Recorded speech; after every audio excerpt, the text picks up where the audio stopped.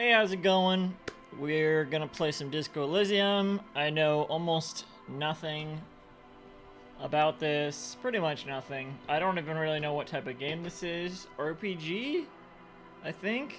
I really don't know. Shout out to Ed Atlin for getting me a copy of this game. Uh, it was on sale, but I was like, I still don't know if I want to spend like $7 for it, but they got me a copy, so now I'm gonna stream it. Blind playthrough. So I'm starting it today. Tomorrow, some Cook Serve Delicious. Monday, Mario Maker and some Mario Tennis with my sibling. And then continuing this next Saturday. I'm assuming I'm not gonna finish it today. It seems like a pretty big game. So this will be my main game, streaming throughout the next couple weeks or however long it takes.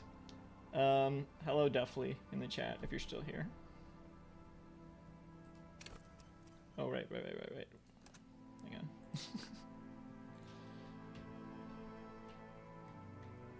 Here it is. Disco Elysium. Here we go. So I'm assuming there's gonna be disco. Maybe. Info? What's this? Okay, whatever. New game. Select archetype. We got thinker, extremely intelligent, very bad with people, knows interesting facts, comes up with original ideas. 5 into. This is like Dungeons and Dragons stuff, like the stats. This I didn't know about any of this, but I did hear about it. It's got a lot of reading. I also heard there was voice acting though.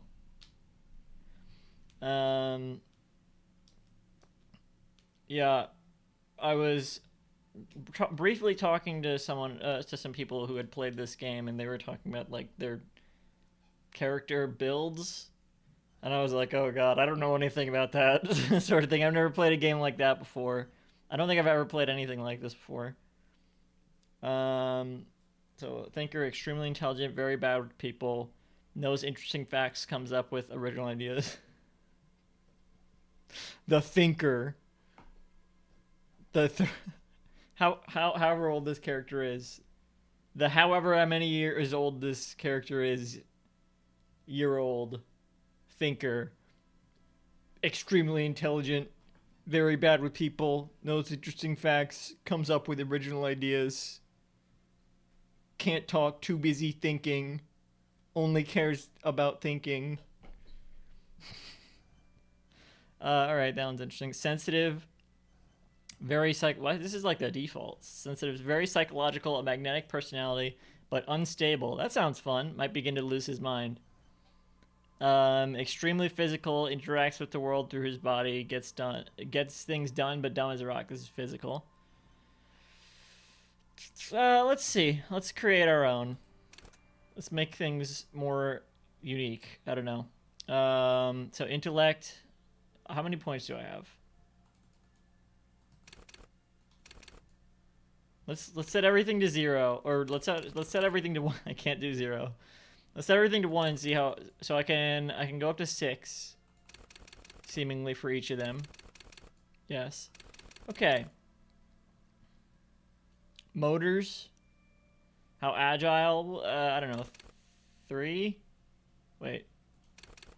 Okay, so I have 1, 2, 3, 4, 5, 6, 7, 8 more I can do. So we'll do 3 motors. Motorics. Physique. Let's match me, so I'll keep it at a 1. No, we'll do 2 so it's not too hard. Psyche. How emotionally intelligent you are. Ooh, let's put it at a 4 then. Intellect. 3. Yeah, that also seems about right. Yeah. Yeah, that seems good. What the hell? Oh my god, what is all this? I don't know what to do with all this. Can't I just, like... Whatever happened to character creators? You just like make the nose bigger and the eyes tinier or whatever. I don't know what all this is. Okay.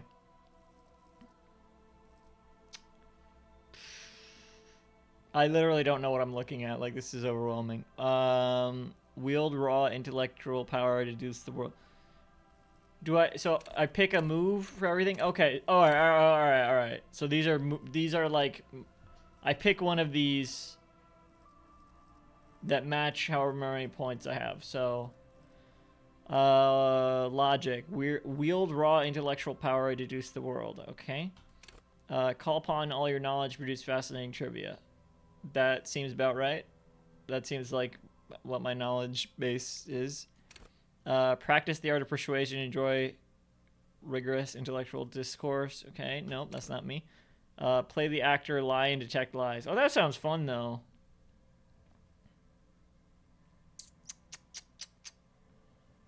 Nah. Understand creativity. See art in the world. Reconstruct crime scenes. Make laws of physics work for the law. I'll do encyclopedia. I do one each, though, right? Wait, what? Don't I? Wait, how does this work? I pick one signature for each thing, right? No?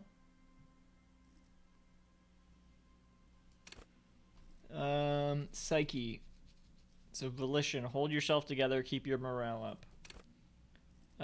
Inland Empire. Hunches and gut feelings. Dreams and waking life. Also a David Lynch film.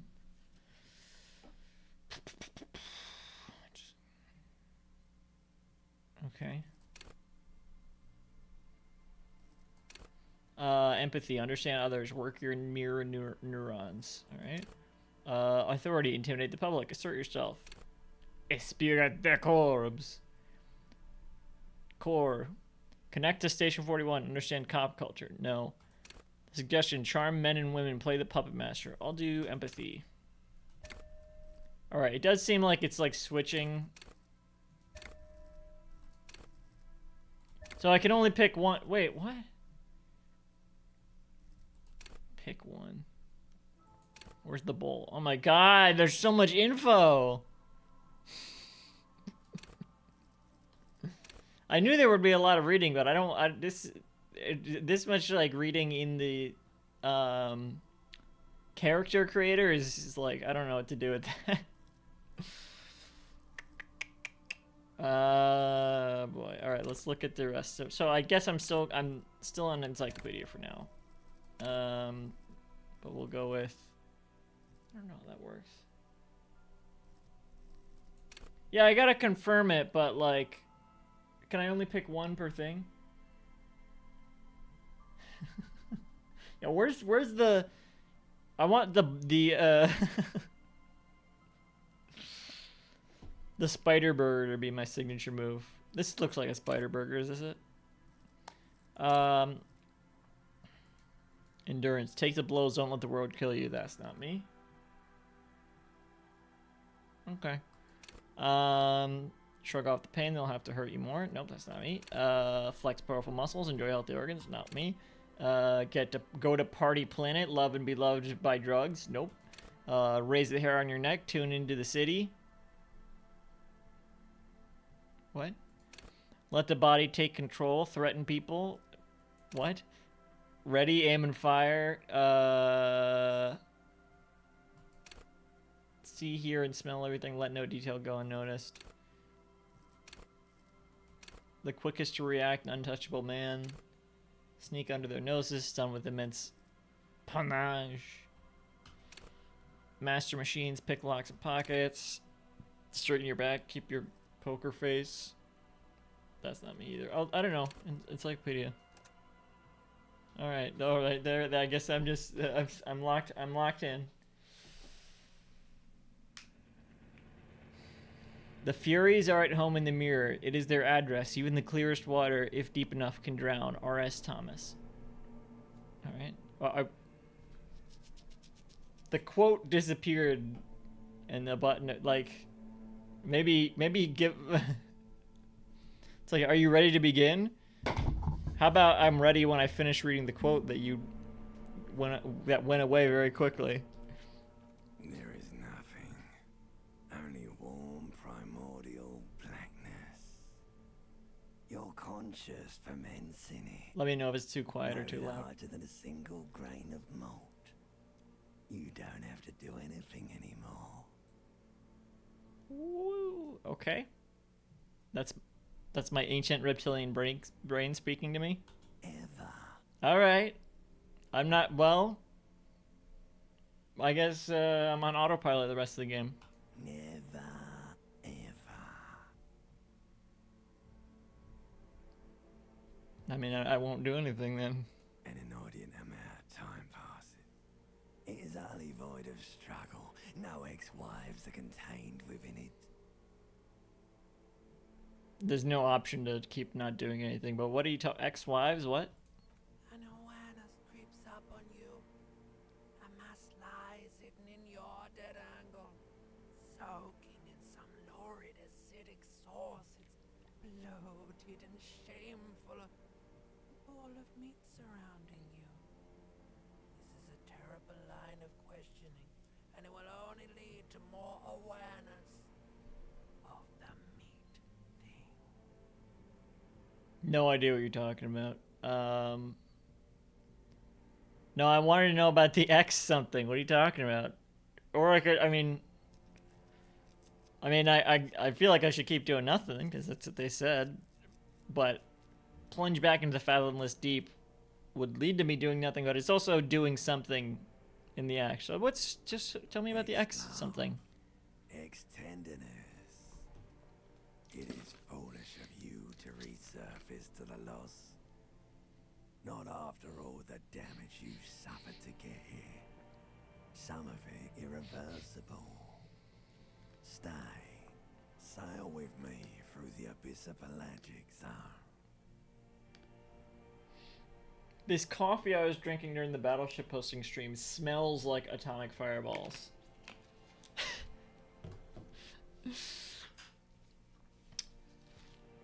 Alan Z.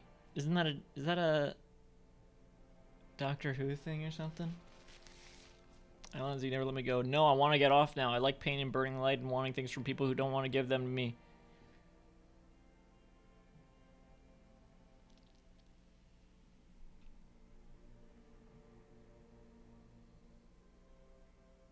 This is dense. Like, I have no idea what they're saying. This is a simpler answer. Alright, nothing town to fuck all borough. Sure, a return trip to the Silence, please. Let's visit the ancient Zero home. Look, there's I am tired of being this type of animal, and who gives a shit? Yeah, who gives a shit? Not you. Your days of giving a shit and being that type of animal are over. What, an ancient reptile?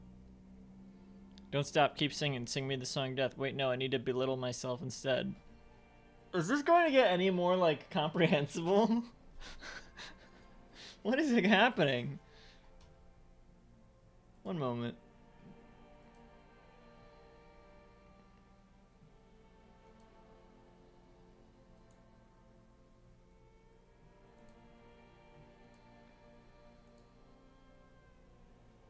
Alright.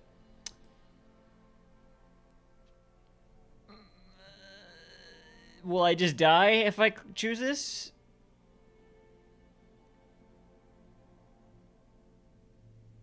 This feels like... no, I'm not gonna make that comparison. Sure, yes. I belittle myself, sure. Don't be naive, of course not. I want to sail the inky blackness until forever ends. I do, let me off. Yeah, let me off. I want like it if I told you what was out of here. Why'd you think you had to bludgeon yourself into oblivion? Or did you not sense yourself marinating? Hoard so much on yourself. Got a bit carried away, did we, Chef? Okay. Fear and apprehension. You should ask what's out there first. I didn't pick you.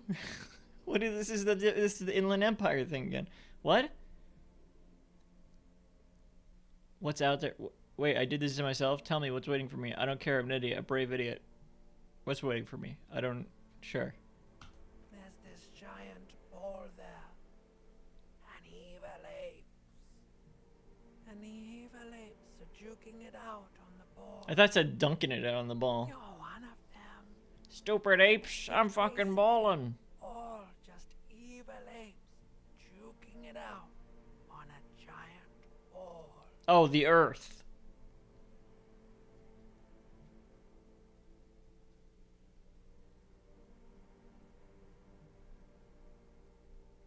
Wait. What? Am I evolving? Am I like evolving out of the water? Is that what's happening?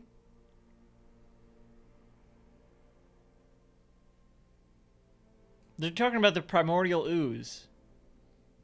This isn't... I'm not even the detective character yet. I'm like an ancient... I'm an ancient reptile. Wow, this is like starting from the very beginning. I mean, it's not the Big Bang or nothing, but... Right? We're gonna have to work our way up to the story quite a bit. How big is the ball? How small are the apes? I mean, I know how big the ball is. How small are the apes? Let's talk about apes. Infinitesimally small. Oh, I don't know about that. Alright, well, how big is the ball then? You can't even make out it's a ball when you're joking it out. It's that large. Okay. The apes are small in comparison to the ball, but the ball is also small in comparison to everything else. So how are you gonna say, oh, the ball's so big? Like, what? So the apes are big in comparison to other things too. Size means nothing. In this context of whatever you're describing. And this duking it out I keep hearing about, what's that? Vying for resources is just a stupid expression you picked up somewhere.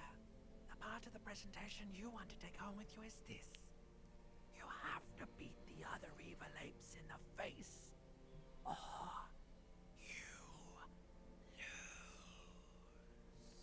That's sad. That sounds like something I would like to do. Let's go. I mean, it is sad. But, I mean, I do want to go. Let's go. Alright, it's sad. Fine, whatever. Yes, it is. And you drowned in that sadness a long time ago. What do you mean, drowned? You lost. Am I dead? The sound outside. You recognize it. It's a Caprice candyman motor carriage. I can feel like I can barely hear some of these characters over the...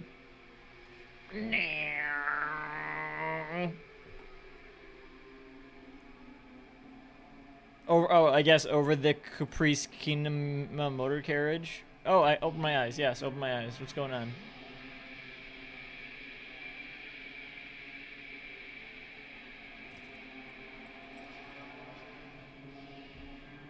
Am I naked? Oh, am I allowed to show that?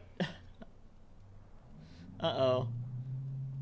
No, it's probably fine. Why do I look like the fucking Satan devouring their son? Put on some pants before I get demonetized. All right. Wait, maybe we should put on underwear first. Is there underwear? Oh, shirt. Take all. Huh? Tabbed. Oh. Oh, yes. Put on this first.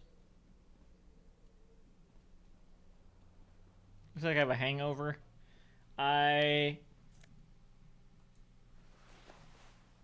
alright, just... Oh, it's on. Okay.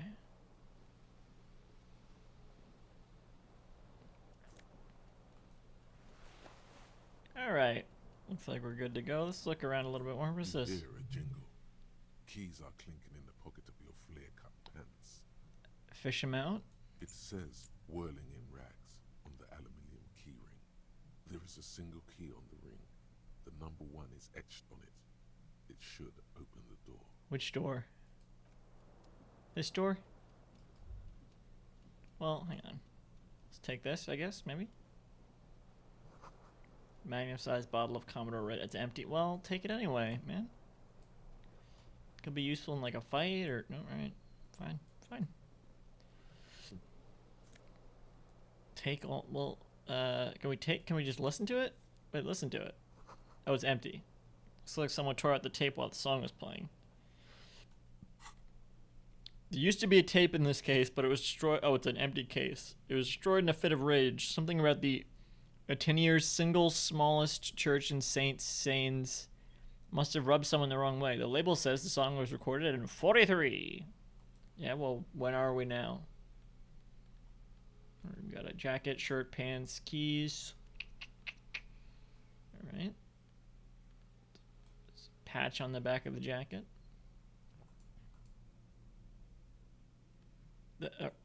Yep, okay. The fuck is that noise? I don't like that. Like some bugs crawling around. What's this? Reel-to-reel tape player is still on, rolling empty. Turn it off. Turn it off. All right, fine then. Don't leave the sink on too. You see bottles in the bathtub. Wine, beer, and sweet liqueurs. Take them. Take something. No. Okay. Oh, tie, of course. A mirror hangs above a bent and broken sink. In a fierce discharge of masculine energy, someone has ripped half the faucet off. Okay. Hot water sprays from the base, and steam covers the mirror. You cannot see yourself, just the outline of a man. Suddenly, you realize you have no memory of the face that awaits you there, underneath the soft vapor. Ah, that's why I look that way. Really? Nothing? Wipe the mirror. No, I'm not doing this. I'm not doing this. Really? Nothing?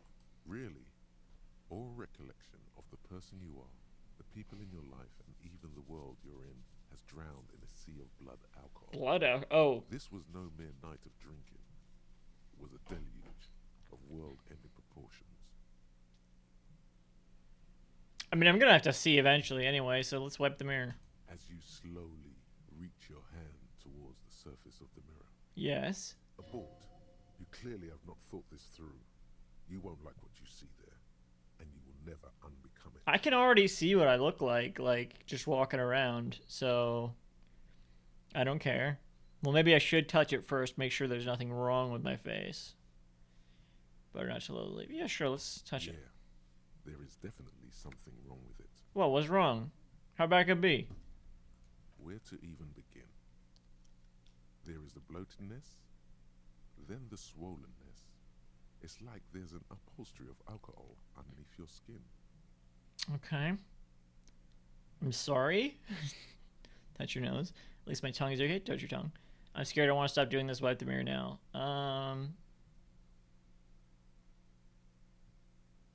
It's not.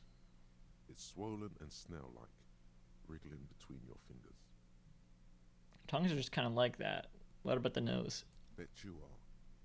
Your nose feels like a small balloon in the middle of your face. It hurts when you honk it. It doesn't appear to be a particularly tiny nose either. Not with all the drinks it's absorbed for you. Ugh. Horrifying thought. Let's just get this over with. Behold. That's not so bad. You have no idea who this thing is, do you? Dear Lord, help me. What is this? Of course I do. It's some kind of superstar. I think I'm a superstar. This is the face of a late-stage alcoholic. Yeah, that sounds about right. All right. Too late. You clearly have rigor mortis on your face. Oh wait, is that an expression? It's a Are you smile. trying to make an expression with that face?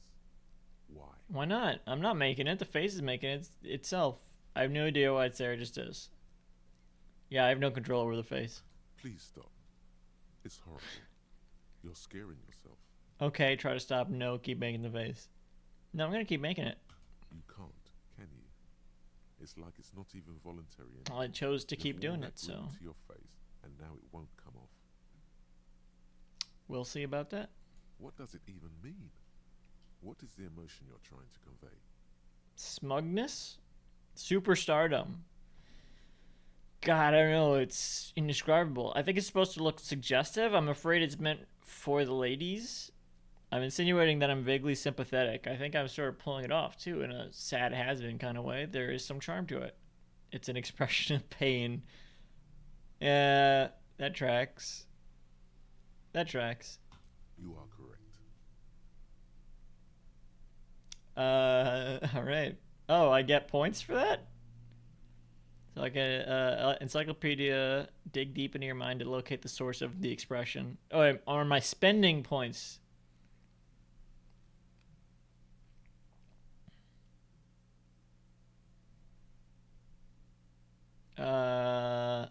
Or attempt to stop the expression from happening. Well, I don't know what it matters, so yeah, let's locate the source of the expression. Like the rest of you, it I- comes from a bad I place failed. somewhere in the past. That's all you know for now. Fair enough. I can do both? It's too late. Like an image on film. The expression belongs to your primary motor cortex. It would take a minor neurological miracle for you to cease producing it. Or, you know, I could have just like rolled a 20 or whatever, or a 12. I don't. There were two 6-sided dice, so I don't see what the big deal is. Let me get this tie.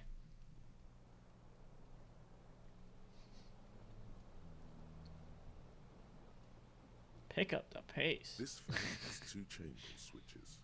One ends in a tiny fan, the other in a light bulb. A truly horrific necktie has somehow attached itself to one of the blades. Grab it. Or has it been consigned there as punishment? You feel as though this creature is your friend and wants to reattach itself to your neck so that you may continue your adventures together in this strange world. I can try to grab the tie. I don't. Solver for even 42%. I guess I need like a high percentage for. Okay. Pull on the fan. Pull on the light bulb. Just grab the tie. You reach out to grab the tie, but what's this? Diffuse, radiating chest pain. Doom comes over you. Uh-oh. This is bad. Grab the chest. Feels like sharp stones grinding in your chest and keeping you from moving What? for quite a long time. Am I dead? Still ongoing. Now is a good time to start worrying. Finally, the pressure recedes. Oh, thank God. You find yourself covered in cold sweat and trying not to move, hoping it will keep you from dying. Okay, well, here's what I remember from. I know basically nothing again, but like in the conversation I had, someone was saying with their character build or whatever, they started the game and like immediately died. Like I don't think they did any action; they just immediately died because their build was so bad that they just like could not even stay alive. They just died immediately.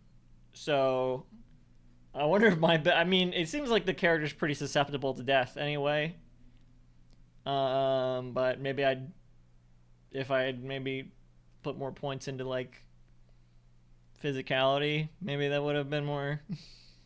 But hey, want to be accurate to real life. I guess. I mean, this isn't me, but mirroring it a little bit. I mean, they're hideous. So we got that in common. Let's see. Pull on the fan, yeah, let's try these. The blades come squeaking to a halt. It should be easier to reach the tie now. Duh. Okay. Also pulling the light bulb. Let's do that. Terrible mistake. Turn the lights off immediately. You can practically feel the photons burning a hole in your brain. Did I lose health? What's happening? Bring it on, pull again to turn the lights off? The lights are off. Okay. Great. I don't know why I wanted to do that, but anyway, grab the tie. Oh no, it's happening again. You didn't catch it, and now there's a numbness in your left arm, plus half your chest. Well, I stopped the fan. Grab your arm. It's even worse this time. Maybe you should stop trying to catch the tie. But I'm wearing the tie already in my profile picture there. Still happening. Definitely worse than the last time. Ah, shit. Finally, the stabbing recedes. You could try doing it again to see how painful it gets. But you would probably die. Don't I need this tie? Alright, fine, whatever. Whatever, it's just a tie, whatever. Whatever, man. What's this? The window stands broken in its frame. Cold Oh shit, time is going by this whole time. Look out. The morning light hurts your eyes. It's hazy, but you see the ocean and some war-torn buildings. Assess the damage, I guess. The shards Oh, face wow, outward. it worked. Whatever broke this window came from the inside. That tracks. Did I break it with my own hands? No, it doesn't look like it. That looks like a ball broke it. A fine web of scarring covers the back of your right hand, but none of it is recent. The window wasn't necessarily recent. What did this then? Looks like a ball. I can like see the... More likely a projectile than a held object. There are no fragments on the floor from pulling a tool back in after impact. Right. Wait, what am I doing? Assess the size of the impact. Something you've done before. Okay. It is too large for a bullet, yet too small for a piece of furniture. You're looking for something heavy and larger than your fist. Well, it would be outside, wouldn't it? So. Like the green shoe that's on the hat rack in the corner, which, coincidentally, is missing its friend. Good, good observation. Congratulations. You smashed the window with your own shoe. Now you only have one. If you're lucky, you can still find the other on the balcony outside. The door to it should be outside your room. Okay, cool. Well, maybe it wasn't me. I should go and get that shoe. I don't need it. I don't need anyone. Maybe it wasn't me. Who knows? Who says it was me? It wasn't me. Someone else took your shoe off and smashed the window with it. Uh-huh. Maybe. A cool wind gushes in. Your toes curl up from the cold. Alright, I got something to do. Let's grab the one shoe first of all.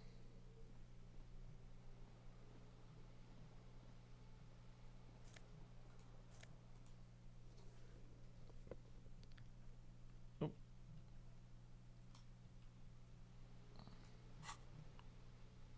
No, this is my task. Find my other shoe. Seems like your green snakeskin shoe is missing its partner. You should find it before you go venturing into the wild unknown. Two shoes are better than one. Unite them again. Let's see. Yep, we're in shoe. Single shoe. Let's look at this though. What's this? Run.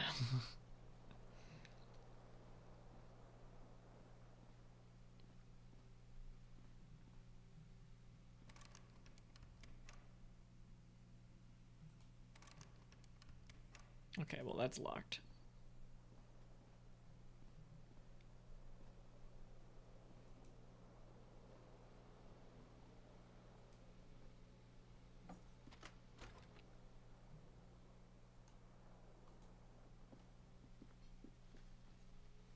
Oh. Where's the balcony? What day is it? Who are you? Where am I? Calendar says it's March. The year is 1951? It's the uncle's papers in 28 degrees centigrade, limited rainfall. What? Who said that? What's going on? Hello, officer. Hi. I don't have time to talk to you. I need a shoe. What's this? Something on the table. Row calls over controls you. Black ice.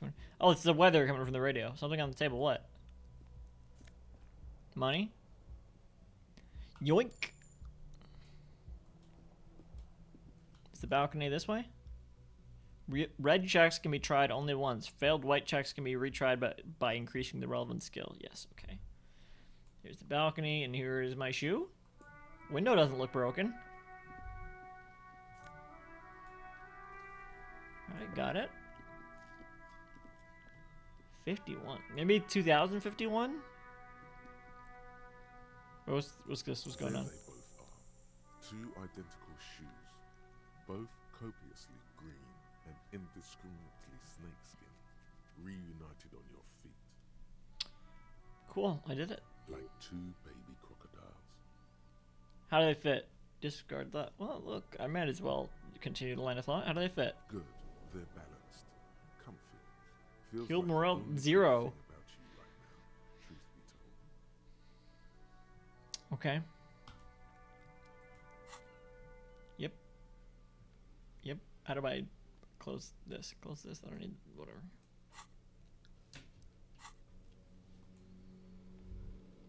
What did that say? Whatever. Okay, let's talk to this person. Who are you? Who are you? Wait, let's go in here actually first. Oh, right, it's locked. Okay. Who are you? What's going on? The young woman raises a cigarette to her lips. Class Miss Orange Disco Dancer. Her eyes are brown and her face is speckled with birthmarks. She can't be more than 28. Oh, they said hello, officer, a minute ago. Officer. I should start doing a voice for them. Officer, am I military personnel? Turn your blurred face away from her beauty and just keep on walking. Yeah, tell me who I am. No. She seems perplexed by your question. There's only one solution to this. You're a businessman. How does that make sense? Wait, I know. I'm a businessman. Chief Executive Officer, right? Then why'd you call me an officer? Yeah, what? Just don't try to guess. Because you're a police officer, sir. Oh, obviously. She pulls on her cigarette. Give it back. I'm like trying to take it. No, I get it. Are you sure? Oh, you're shitting me. Goddamn right I'm a policeman, and don't you forget it like I did. What? Nothing. Are you sure? Yeah. Let's sure play it off. Okay, cool. I won't. Yeah, you're right. You won't. She means it. She wouldn't defy authority, however sweaty and bloated it may look. No need to be alarmed. I was just getting into character, you know? Good. Now how'd you know I was a police officer? Well, that's a good question. First, I have to ask, are you okay, sir? All of a Looks like sudden, you're about to throw up. Oh. Can I bring you something? all of a sudden she looks genuinely concerned. It's an interesting way of doing. Like, there's other text there, but they just skip it to get to the rest of the dialogue. So, all right. Yeah, bring me something. Why not? She's right. Something wants to come out through your mouth. Oh. Right in front of her. Right here. It makes you put your hand on your stomach and swallow. Throw up. Who cares? Make you feel better.